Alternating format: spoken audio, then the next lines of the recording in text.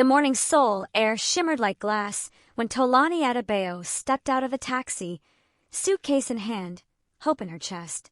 Her mother's words echoed softly, "Steady heart, my daughter. God opens doors when you knock with faith." From the moment she left Lagos for Korea, she had promised herself one thing. She would no longer be invisible. Today, she was here for an interview at Myri Group, one of the city's most prestigious companies, owners of the high-end fashion magazine Myri Mode. She arrived 2 hours early. The plaza was quiet, the morning light bouncing off the tower's silver windows. There were no benches, only a single chair by the delivery bay. Tolani moved toward it with relief, but just as she was about to sit, a voice called out, "Wait, don't sit there." A young man in a black coat ran toward her. She frowned, thinking he was being rude. "Excuse me." But before he could explain, she sat. A cold, sticky sensation spread beneath her. She gasped, looking down to find bright white paint on her skirt. "Oh my God!" The stranger winced. "It's freshly painted. I tried to stop you." Tolani's heart sank. Her first impression ruined. "Perfect. Just perfect," she muttered, blinking back tears. "Come with me," he said quickly. "I'll help." She hesitated, then followed him through the quiet street to a small boutique glowing with warm light. The name, Cian Atelier, shone on the glass. Inside, silk and scent filled the air. "You don't have to," she began, but he was already handing clothes to the attendant. "Try this," he said simply. She stepped out moments later in a slate blue blouse and pencil skirt. The stranger smiled lightly. "Now you look like someone Seoul should take seriously." When she reached for her purse, the saleswoman whispered the price, and Tolani froze. It was almost a rent in Naira. "I'll pay," he said, placing his card on the counter before she could protest. "I can't let you. It's just paint." "My fault," he replied, gentle but firm. Outside, the wind carried the faint sound of traffic and laughter from a nearby cafe. "I'm Joon-ha," he said, extending a hand. "Photographer." "You." "Tolani and," she said softly. "Applicant." He grinned. "Then go be brilliant, Miss Applicant. Welcome to Munlyt Stories, where moonlight meets myth. Love timeless tales?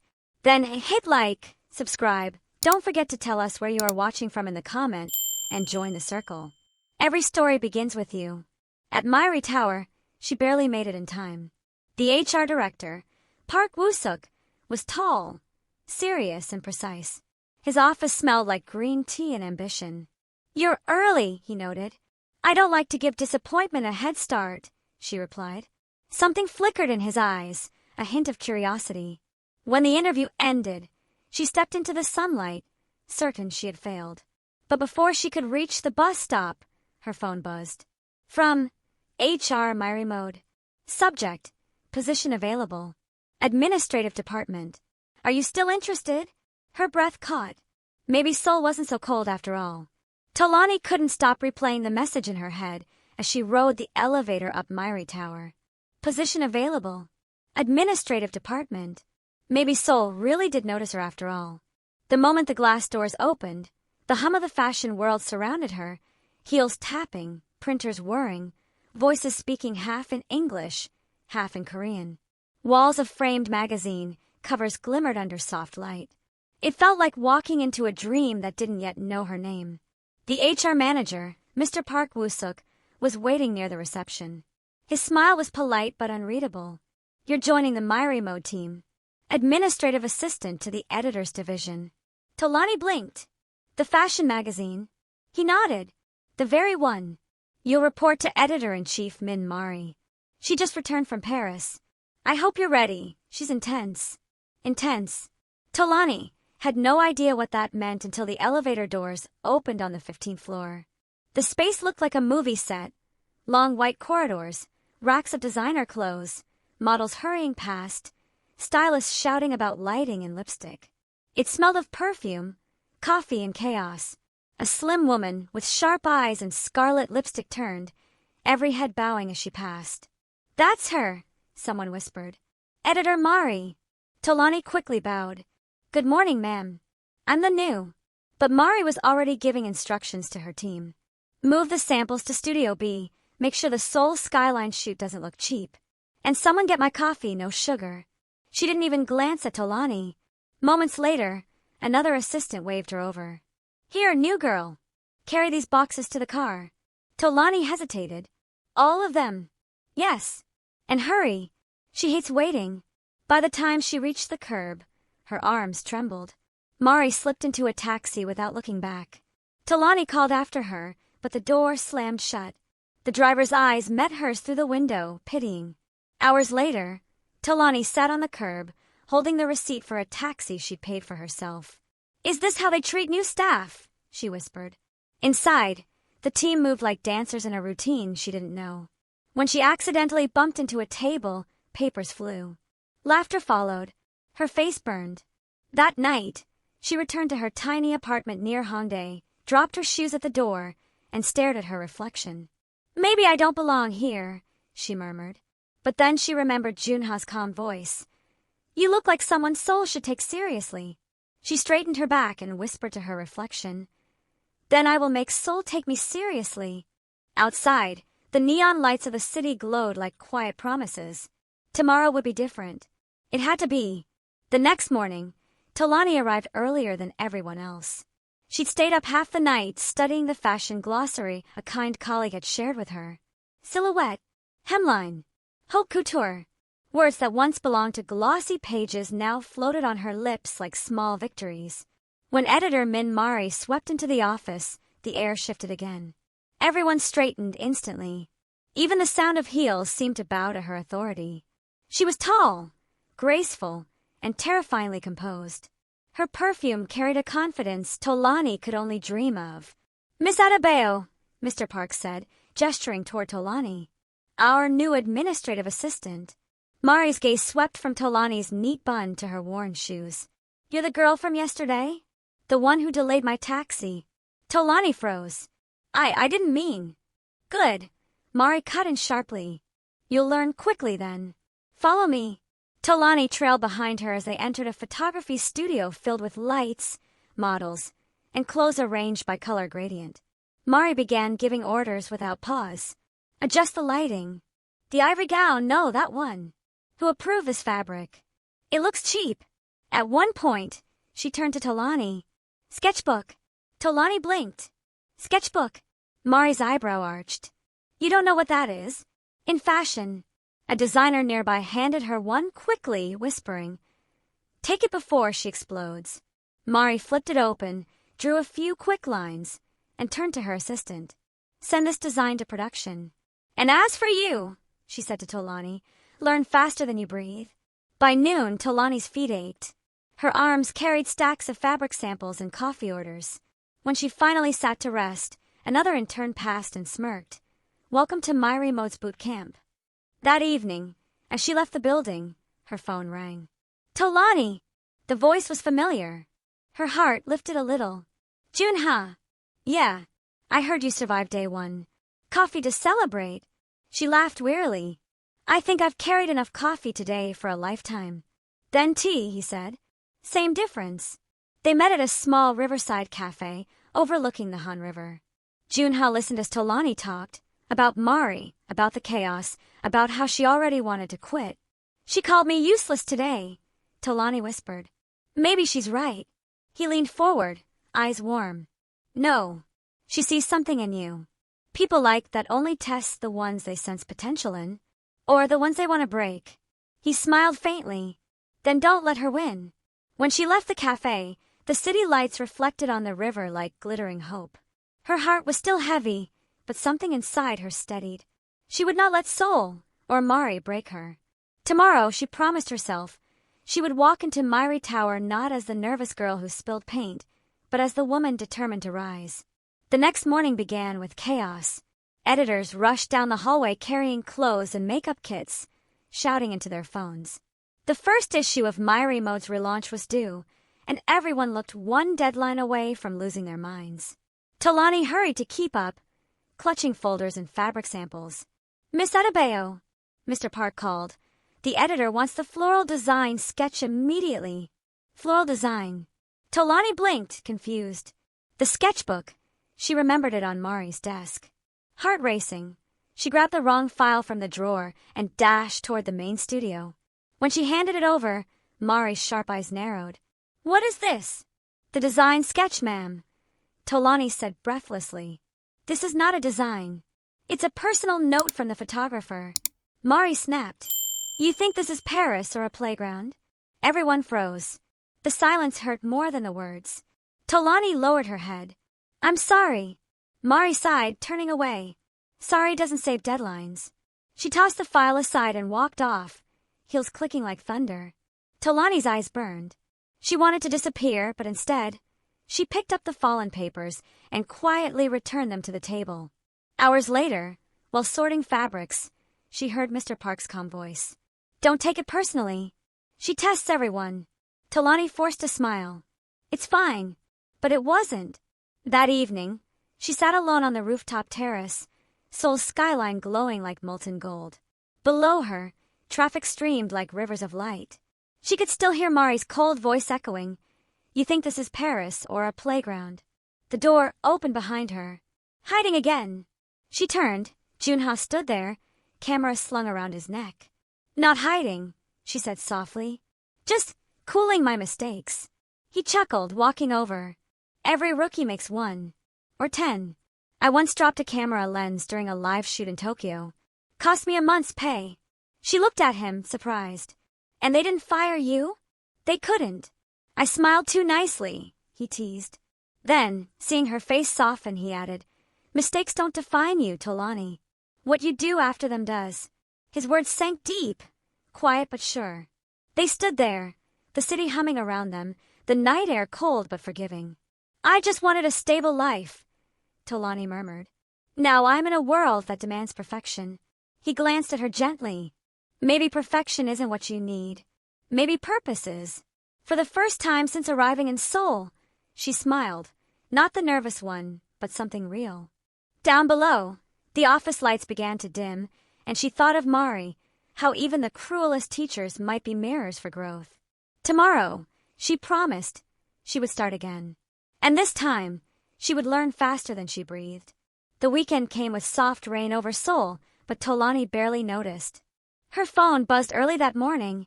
It was Ao, her childhood friend from Lagos, the boy who once promised to chase dreams beside her. "Tolani," he said cheerfully through the phone. "I've made up my mind. I want you to meet someone important. Come to Café Blanc tonight. My birthday." Her heart leapt. He wants me to meet someone. Maybe it was finally happening, the confession she'd imagined for years. The promise that once slipped away when he stayed in Lagos and she left for Seoul. She spent the entire day at work distracted. Even Myri's voice couldn't pull her focus back. "Miss Adebayo, the report?" "Yes, ma'am," she stammered, typing nonsense before realizing she'd attached a blank file. By 5, she hurried out, clutching a small cake she'd bought with her last few one. The neon streets shimmered as she walked to the cafe. Her reflection glowed faintly in every shop window, hopeful, nervous, foolishly happy. Inside Café Blanc, soft jazz floated through the air. She spotted Ao immediately, standing at a table, smiling, handsome as ever. He waved her over. "You made it." "Of course. You said it was important," she said, cheeks warm. He laughed, rubbing his neck. "Yeah, I wanted you to meet my fiancé." The word hit her like a slap. Fiancé! A delicate woman stood beside him, elegant in a cream dress. "This is Hannah, my boss's daughter," he said proudly. "We got engaged last week." Tolani froze. The cafe lights seemed too bright now. "Oh, congratulations," she whispered. Hannah smiled politely. "You're his friend from Nigeria, right? He's told me all about you." Tolani forced a smile, setting the cake on the table. "Just thought I'd bring something small." "Sweet," Hannah said gently. "You must miss home." Her throat tightened. Every day. She stayed for 10 unbearable minutes, pretending to laugh, pretending her heart wasn't splintering. Then she stood suddenly. "I have work tomorrow. I should go." Outside, the rain had turned to drizzle. She walked aimlessly, the city lights blurring behind her. Her reflection in the puddles looked like someone else, someone smaller, lonelier. Her phone buzzed again. A message from Editor Myri. "Meet me at cafe door. Urgent." Tolani wiped her eyes and sighed. Not tonight, but duty was duty. At the cafe, Myri was waiting, perfect as always, even under dull lighting. You're late, she said. Something came up, Tolani muttered. Myri's gaze lingered on her face. You've been crying. Handle your emotions privately. The world won't pause for your heartbreak. The words stung, but somewhere beneath them, Tolani heard something else. A challenge. She squared her shoulders, lifted her chin, and nodded. Then I'll keep moving. Myri's eyes flickered briefly with approval. Good. I dislike weak people. Don't be one. That night, Tolani walked home under the Seoul rain, heartbroken but unbroken. The morning after the heartbreak, Tolani arrived at Mirae Tower with swollen eyes but a steady expression. The world didn't know her comfort, she reminded herself. It only respected consistency. Still, her mind replayed the cafe scene. Ao's hand around another woman's waist, the laughter that sounded like betrayal. She buried the ache under work, answering calls, carrying files, forcing smiles. By noon, she made another mistake, sending the wrong invoice to a client. Mr. Park handled it quietly, but looked at her with a sympathy that hurt even more. Take a break, he said softly. She nodded, stepping outside to the building's small garden, the autumn air sharp and clean. Her phone buzzed. Joon-ha. Meet me outside Mirae Tower. You need air. Minutes later, she spotted him leaning on his motorcycle, helmet in hand, hair tousled by the wind. You look like someone who hasn't breathed in days, he said. I'm fine, she lied. Then humor me, he replied, holding out the spare helmet. They rode out of the city, past bridges and billboards, until Seoul's noise faded behind them. The ocean came into view, wide, endless, alive. The sky met the waves in a trembling line of light. Tolani climbed off the bike and laughed softly, the first real sound from her in days. Why here? Because the sea listens better than people, Joon-ha said, sitting on the sand. She joined him, hugging her knees. I thought I was over him, she said quietly. But seeing him with someone else. It never hurts less, Joon-ha finished. But it hurts better, if that makes sense. She smiled faintly. You talk like someone who's lived a few heartbreaks. One or two, he said, glancing at the horizon. The first taught me to love deeper. The second taught me to love myself more. They sat in silence as the tide whispered against the shore. For a moment, Tolani felt small in the best way, like a tiny part of something vast. Thanks, she murmured, for dragging me out here. Anytime, he replied. And next time you think of crying, make sure it's by the sea. It makes good art. She laughed, brushing sand off her skirt. Photographer advice. Life advice, he said, smiling. As they rode back into the city, her heart felt lighter. The skyline shimmered ahead, the lights of Mirae Tower glowing like a promise she could still reach. That night, Tolani stood before her mirror, her reflection calm and quiet. The woman staring back no longer looked broken, just unfinished. Tomorrow, she would return to work, sharper than before. And if editor Myri called her below average again, she'd smile. Because even ordinary people, she realized, could build extraordinary stories. Monday arrived with a chill that smelled of rain and deadlines. Tolani stepped into Mirae Tower with renewed resolve. The night at the beach still lingered in her mind, the waves, Joon-ha's quiet voice, and the peace she hadn't felt in years. But peace didn't live long inside Myri mode. The elevator doors opened to chaos. Staff rushed around carrying boxes, dresses, and lighting kits. The editor wants new concepts for the next issue, one assistant cried. We're already late. Tolani set her bag down and began helping wherever she could. Then Myri arrived. As usual, silence followed her like perfume. She swept through the room in a black blazer, her voice firm. If you can't keep up, step aside. This isn't a hobby. This is Myri mode. Tolani's pen stilled. Myri's words had sharp edges, but they no longer scared her. A few hours later, Mr. Park approached her desk. Tolani, you're with me. We're visiting the illustrator for the upcoming cover story. She nodded eagerly. Finally, something new. They rode together through Gangnam's traffic to meet the artist, a quiet man named Han Ae, famous for his fantasy-themed fashion sketches. But when they arrived, things went wrong. Mr. Park, trying to impress the client, introduced Tolani as a world champion of the game ball and coup, one of the illustrator's obsessions. Han Ae's eyes brightened. Oh, then we must play. Tolani froze. Play? I don't actually. But he was already setting up the board. 30 minutes later, she'd lost spectacularly. Mr. Park's polite laughter faltered, and Han Ae waved them out with a sigh. I only work with winners, he said flatly. The deal was gone. Back at Mirae Tower, Myri waited. So, she said coolly, did the world champion win? Mr. Park tried to explain, but Myri raised her hand. No excuses. The company loses money because of carelessness. Her gaze turned to Tolani. And you, learn that confidence isn't a replacement for competence. Tolani bowed her head, cheeks burning.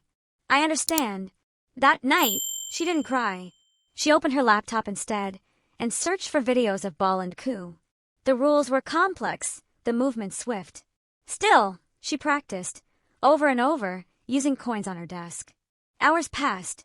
Her fingers fumbled, failed, then found rhythm. She remembered Joon-ha's voice at the beach. Mistakes don't define you.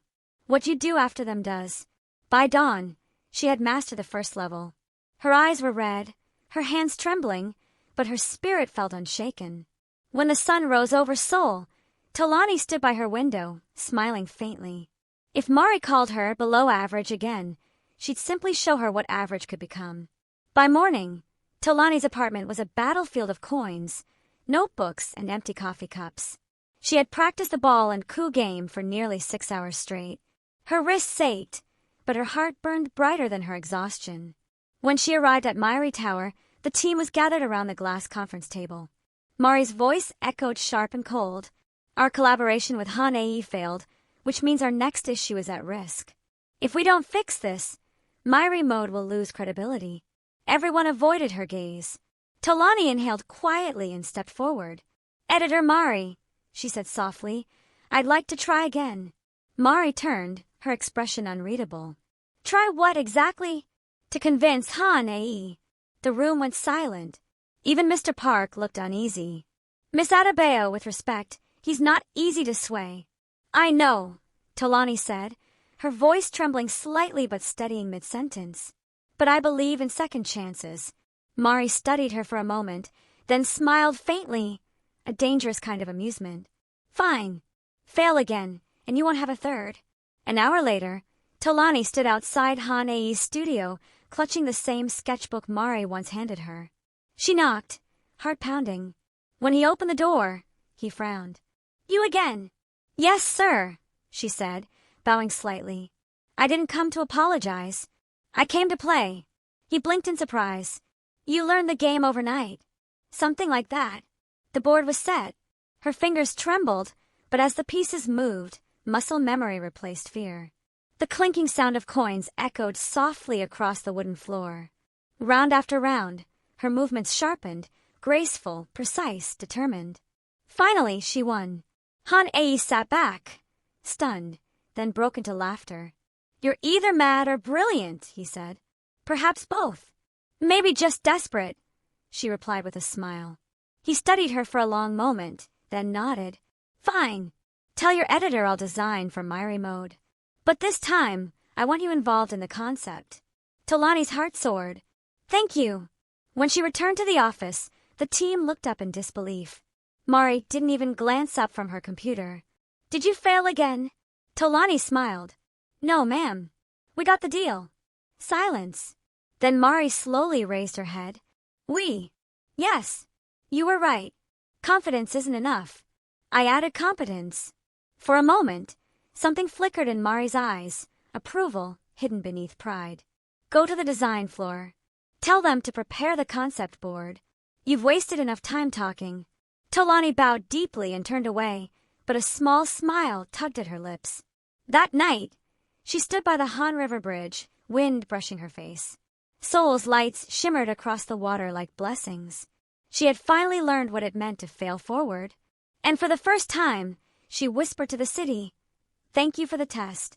The next morning, Tolani was greeted with a round of applause when she entered the office. The rumor had spread.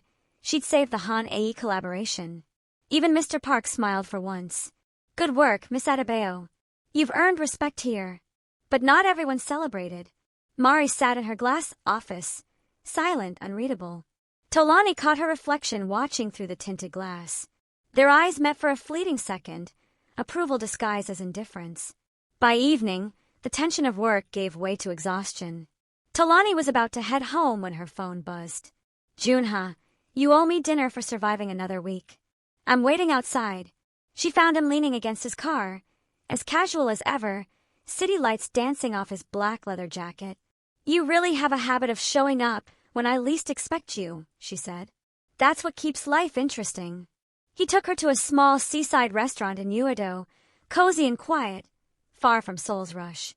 Between bites of spicy stew and laughter about cultural misunderstandings, Tolani began to feel something she hadn't felt in a while: light. Then, as they walked back to his car, he said something that froze her mid-step. I need your help, Joon-ha said carefully. Pretend to be my girlfriend. What? My family won't stop setting me up for marriage. My sister's coming to dinner tomorrow. If you're with me, maybe they'll finally back off. Tolani stared at him. So fake dating? He nodded, a nervous smile forming. Exactly. One evening. No complications. Her laughter filled the air. You sound like one of those Kdrama CEOs. I'm not that dramatic, he said, though his grin said otherwise. She sighed, still smiling. Fine. But if your sister finds out, I'm moving to Busan. The next evening, Tolani stood before the mirror, adjusting her sleek bun and soft gray dress. The woman staring back didn't look like the shy applicant who once ruined her skirt with paint. She looked composed, elegant, someone who could belong in Joon-ha's world. His family's mansion in Songbuk-dong was grand and quiet. The moment she stepped inside, her confidence wavered. Crystal chandeliers glowed overhead, and portraits lined the walls. A woman descended the staircase, poised, striking, with cold eyes that seemed to measure everything. Joon-ha, she said. You didn't mention your girlfriend is foreign. Tolani bowed slightly. Nice to meet you. I'm Tolani. The woman's lips curved faintly. I'm Myri, his sister. The world tilted. Tolani blinked, speechless, realizing the truth. The terrifying editor who made her life a storm was Joon-ha's sister. Joon-ha gave a small, nervous smile. Surprise. Tolani swallowed hard. Oh, you have no idea. And just like that, Seoul found another way to test her courage. For the first time in her life, Tolani wished the floor would open and swallow her whole.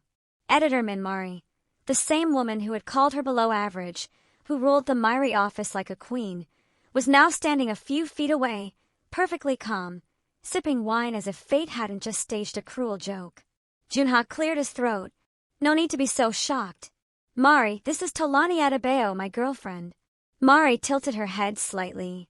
Your girlfriend, she repeated, her voice soft but sharp enough to cut through the room's air. How interesting. Tolani tried to smile. We met by chance. By chance. Myri's gaze glimmered like glass. Yes, Seoul is full of miracles. The dinner table was set like a scene from a luxury magazine. Crystal glasses, silver cutlery, and food that looked too perfect to touch. But Tolani barely tasted anything. Every glance from Myri felt like a question she wasn't allowed to answer. So, Miss Tolani, Myri said after a long silence, what exactly do you do for a living? Tolani's throat tightened. I work at Myri Mode, she replied. Myri's eyebrow arched. Oh, under whose supervision? The room went still. Tolani glanced at Joon-ha helplessly. He stepped in quickly. She's doing well there. Very professional. Myri's lips curved. I'm sure. The rest of the evening passed in polite discomfort. When dessert arrived, Tolani finally stood. Thank you for having me, Ms. Min. I should be going. Myri's tone was smooth. I'll walk you out. Outside, the night air was cold, the mansion lights glowing behind them like watchful eyes. Myri crossed her arms. You expect me to believe this relationship is real? Tolani met her gaze. Believe what you want. But it's not your approval I came here for. Myri's expression didn't change, but her eyes flickered briefly. Surprised, maybe even impressed. You've grown bolder, she said. Good. You'll need it. Then, without another word, she turned and went back inside. Tolani exhaled shakily. Joon-ha appeared moments later, guilt written all over his face. I didn't know she'd. It's fine, Tolani interrupted softly. Now I know why she always scared everyone. He chuckled nervously. She scares me too. They both laughed, the tension easing a little. As he drove her home, Tolani looked out the window. Seoul glowed endlessly, a city that tested her patience but never took away her hope. When she stepped into her apartment, she sat on her bed and smiled faintly. The editor who once humiliated her was now her boyfriend's sister. Fate clearly had a sense of humor. But Tolani had learned something in Seoul. Even the harshest storms sometimes arrive to train you for the skies. And this storm, she planned to survive with grace. The next morning, Mirae Tower buzzed with rumors. Word had spread that editor Myri had personally attended a family dinner with a foreign guest. Tolani could feel curious eyes following her everywhere she went. Is it true, one assistant whispered, that you're dating the editor's brother? Tolani froze mid-step. Who told you that? The girl grinned. Someone from accounting saw you two leaving the mansion. Seoul isn't that big, you know. By noon, everyone knew. Even the stylists on the 16th floor paused their work to glance at her. Some smiled kindly, others not so kindly. When Tolani entered Mari's office with a report, the editor didn't look up. Close the door. Tolani obeyed. The silence that followed was sharp as glass. I don't tolerate distractions in my team, Myri said finally. If this situation affects your work, I'll end it before it begins. It won't affect anything, Tolani said calmly. I'm still here to learn, and I'll keep doing my job. Mari's eyes lifted from her screen. You're not as timid as you were, she observed. Tolani straightened. You trained me not to be. A faint smile ghosted across Mari's lips before vanishing. Then prove I was right to keep you. When Tolani left the office, her heart thudded, but not from fear. Somewhere beneath the pressure, respect was growing between them, fragile but real. Later that evening, Joon-ha showed up at the magazine lobby with his camera bag slung across his shoulder. Ready for part 2 of our act, he teased. Tolani blinked. Part 2? My mother invited you for dinner this weekend, he said. And yes, Myri will be there too. She groaned. You didn't warn me this would be a series. He laughed, his eyes soft. You're doing great. She's already talking about you more than she realizes. They walked out together, city lights blooming around them. Somewhere between laughter and teasing, their fake smiles began to feel dangerously real. When they stopped at a traffic light, Joon-ha turned to her. You know, Tolani, you don't have to pretend so well. She frowned. What do you mean? He looked at her for a moment, quiet. Because sometimes, I forget it's supposed to be fake. The light turned green, but neither moved. The city blurred behind them, loud and bright, as if waiting for her answer. Tolani looked away, her voice soft. Then, maybe we both need to remember what we agreed on. But her heartbeat betrayed her words. That night, as she stood on her balcony, Seoul sparkled below like a sky turned upside down. Somewhere in those lights, fate was laughing again, writing her story faster than she could catch up. Saturday evening came with a kind of calm that felt suspicious. Tolani stood before her mirror, adjusting her sleek bun and smoothing the folds of her ivory dress. The woman staring back looked composed, but her stomach was a storm. She was heading to another dinner with Joon-ha's family, and this time there would be no pretending she wasn't terrified. When Joon-ha arrived, dressed in a navy suit and his usual disarming smile, he paused. You look incredible, he said. Tolani blushed. You sound surprised. Not surprised, he murmured. Just proud. The mansion in Songbuk-dong was even brighter this time. Crystal chandeliers glimmered like stars. Laughter floated from the living room. Myri was already there, seated beside their mother, a graceful woman with kind eyes and quiet authority. Ah, Miss Tolani, Mrs. Cha greeted warmly. I've heard much about you. Mari's brows lifted slightly, but she said nothing. Dinner began with light conversation.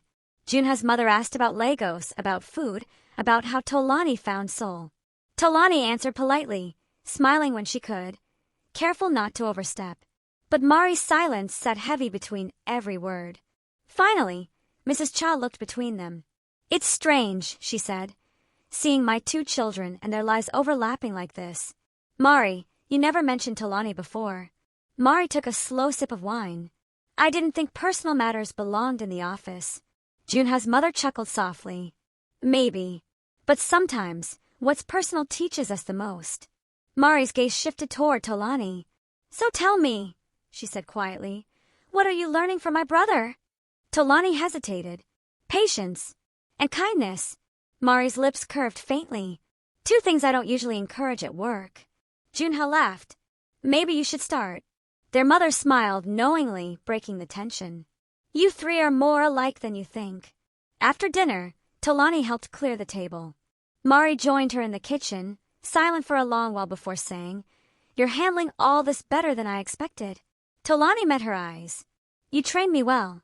Myri studied her face, then looked away. Don't get comfortable, Miss Adebayo.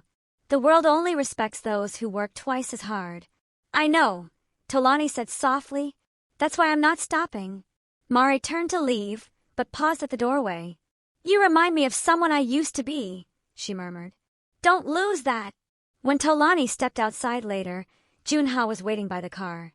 Survived, he teased. She smiled. Barely. Your sister's words sting, but they heal too. He chuckled. That's how she loves. As the car rolled through the quiet Seoul streets, Tolani rested her head against the window, watching the night pass like moving light. For the first time, she didn't feel like an outsider in the city. She felt like she belonged to something complicated but real. Monday morning began with whispers. By the time Tolani arrived at Mirae Tower, the corridors already hummed with rumors. Half-truths passed between interns like secret notes. She's dating the editor's brother, one voice whispered. No wonder she gets special treatment, another replied. Tolani felt the words follow her like perfume she couldn't wash off. Every glance felt heavier, every silence louder. In the break room, she caught two assistants stop talking the moment she entered. Their laughter froze, and one of them muttered, Must be nice having connections. Tolani swallowed hard. If you think my job is easy, you're welcome to take my workload, she said quietly. They avoided her gaze. Still, the damage was done. Later that day, Myri called for a department meeting. As usual, the room was filled with tension and polished ambition. We're shooting for the cover of the next issue this week, she announced. I want perfection. No excuses. Then her gaze shifted toward Tolani. Miss Adebayo, you'll coordinate logistics with the photography team.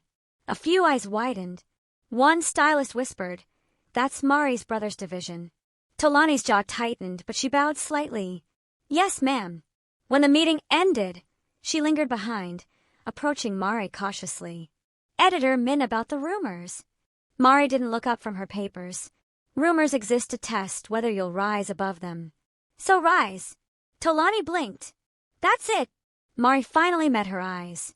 If I defended you, they believe the rumors even more. So let your work defend you. The words struck deep. It wasn't kindness, but it was truth. That afternoon, Tolani joined Joon-ha's photography crew at the Han River Park. He smiled when he saw her. So the office finally trusts you with real work. Or they're testing if I'll break under gossip, she replied. He laughed softly. Then let's give them something to talk about. They spent the next few hours arranging models, checking lighting, managing chaos. Despite the stares and whispers, Tolani focused like never before. When the sun began to set, the final shot was perfect, golden, alive, breathtaking. As the crew packed up, Joon-ha handed her his camera. Take one. She hesitated, then clicked the shutter. The screen flashed, her reflection captured in the glow of Seoul's sunset, calm and sure. You should see yourself the way I see you, he said quietly. Her heart skipped. And how's that? He smiled. Unbreakable. Later that night, as she rode home on the subway, she looked at the photo again. For once, she didn't see the girl who once got paint on her skirt. She saw a woman learning to stand tall in a city that tested her every day. Rumors might follow her tomorrow. But tonight, Seoul saw her shine.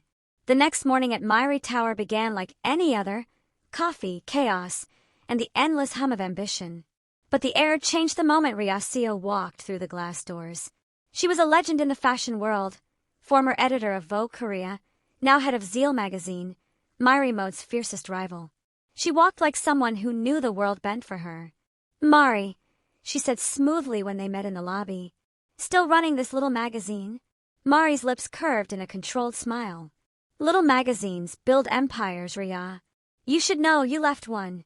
The tension was electric.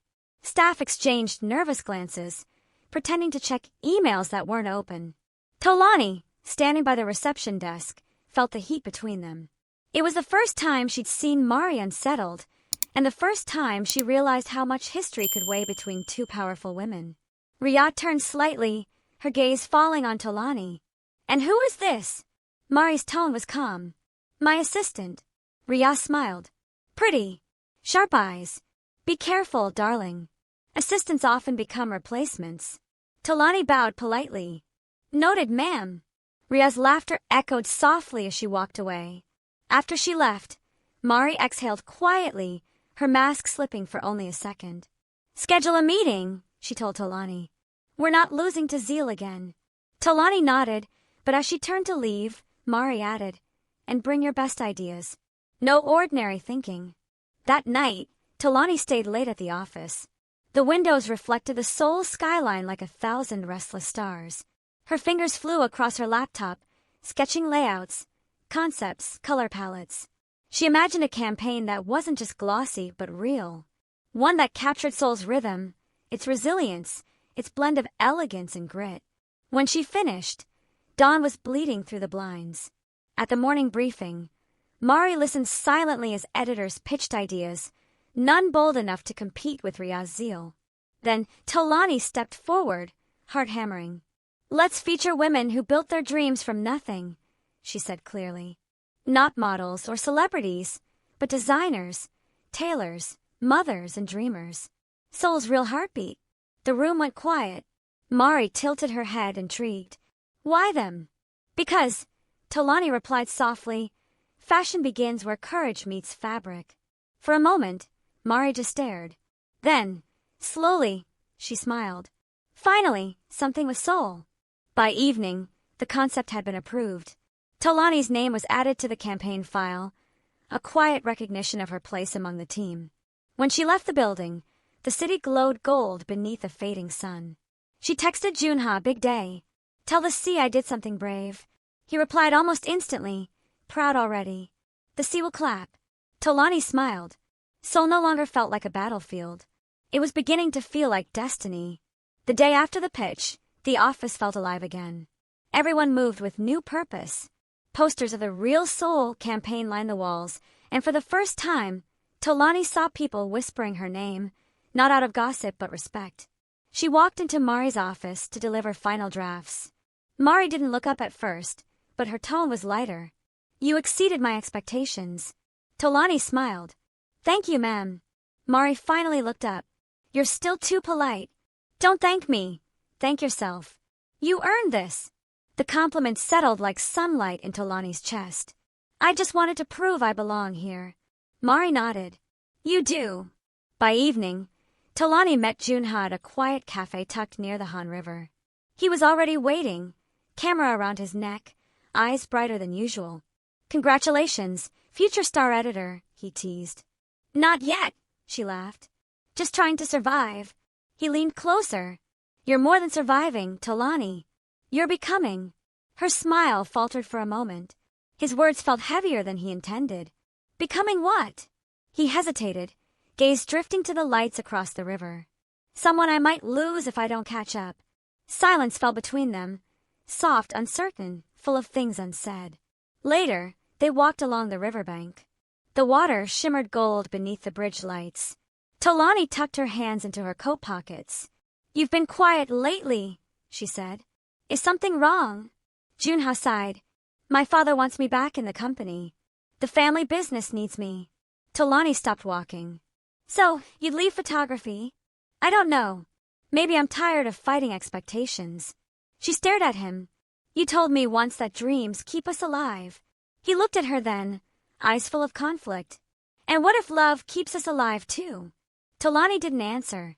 The wind carried both their silences away. When she returned home that night, she opened her laptop, staring at the campaign notes she'd made. Her name was there beside Mari's, proof she'd finally found her place. Yet all she could think about was the man who had taught her to see beauty in broken moments, now unsure of his own path. At the office the next morning, Myri was waiting. "I need you at the editorial shoot today. Ria's team might show up. Let's prove we're not afraid." Tolani nodded. "Yes, ma'am." As she followed Myri through the hallway, her heart steadied. Life in Seoul had become a tightrope, love on one side, ambition on the other. And every step demanded balance. But Tolani had learned one thing in this city: falling wasn't failure. It was how you learned to fly. The Mirae Tower rooftop had never been this alive. Camera lights flashed, models moved like art, and behind the lens, Joon-ha worked in quiet focus. Tolani watched from a distance, clipboard in hand, coordinating chaos. It was the final shoot for their Real Seoul campaign. Everything had to be perfect. Every frame, every fold of fabric, every breath of Seoul's golden light. "Miss Adebayo," Myri called sharply. "The floral props are late." "Already on it," Tolani replied, running across the rooftop to direct a delivery crew. She was sweating, exhausted, but her heart thrummed with something fierce. This was her dream, alive in motion. By sunset, the shoot wrapped beautifully.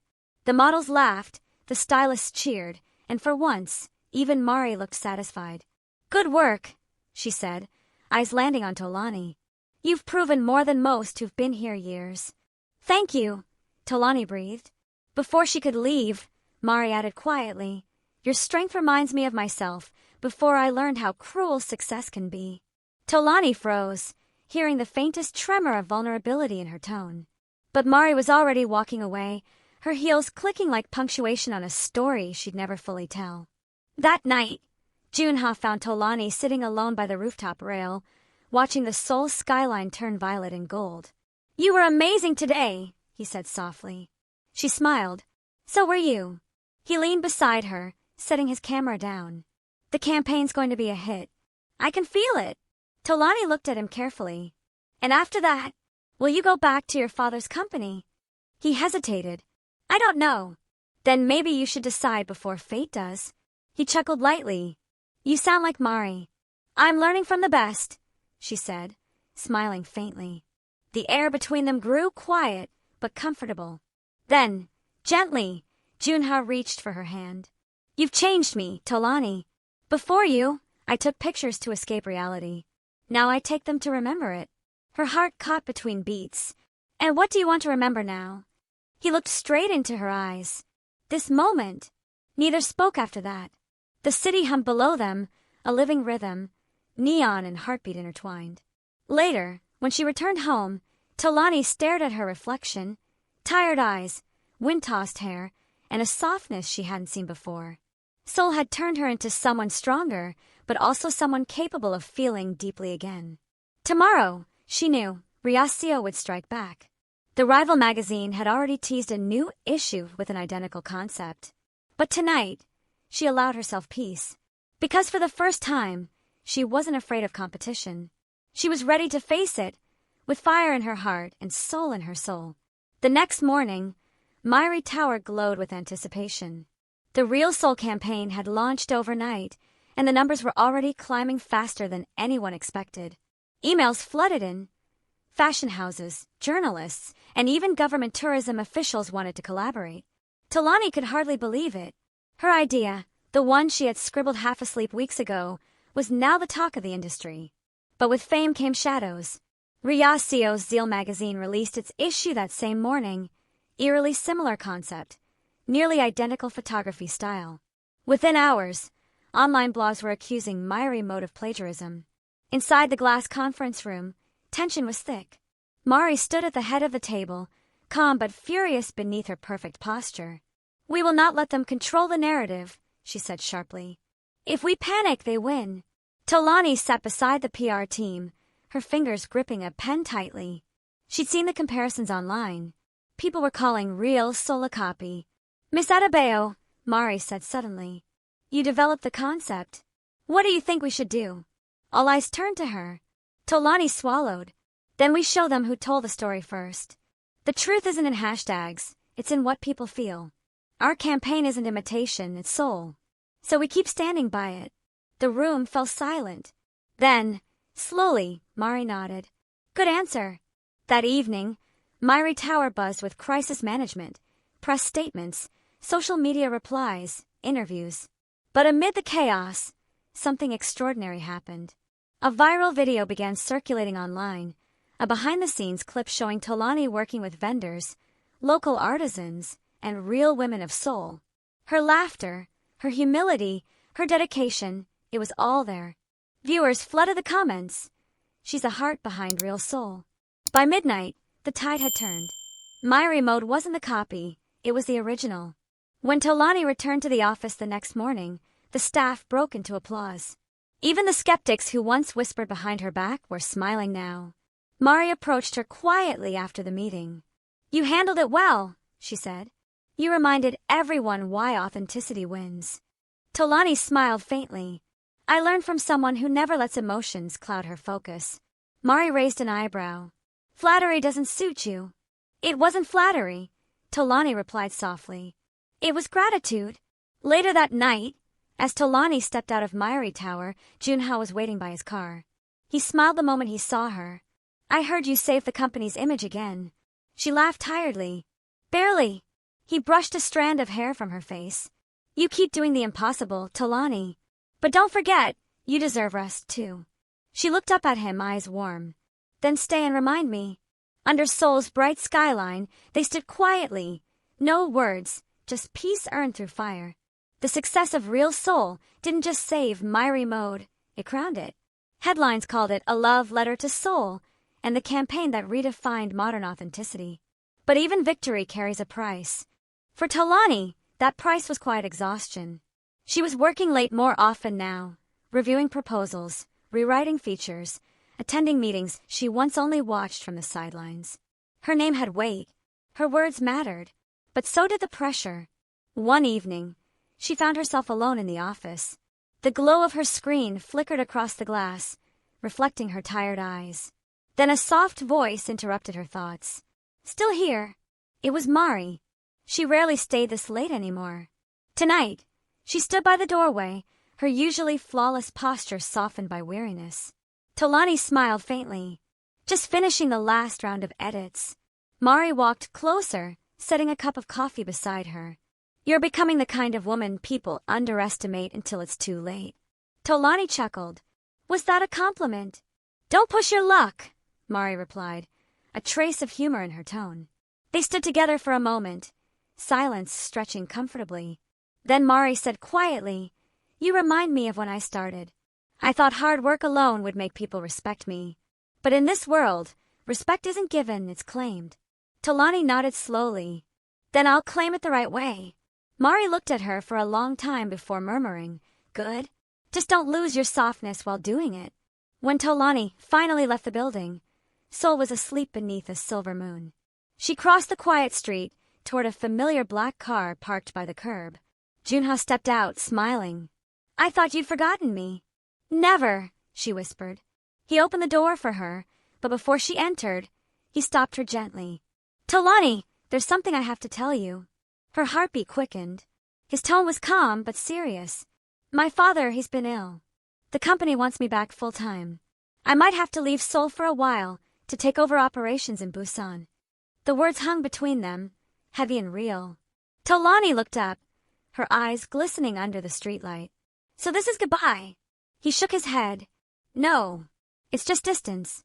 But I won't ask you to wait for me. She smiled sadly. You don't have to ask. For a moment, neither moved.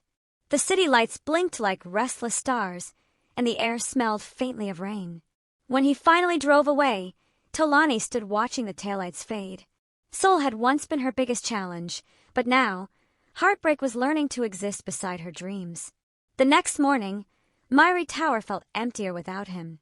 Tolani arrived early, her eyes tired from a night of no sleep. She had replayed Joon-ha's words over and over, the quiet certainty, the unspoken promise, the ache of goodbye disguised as practicality. But work didn't wait for heartbreak.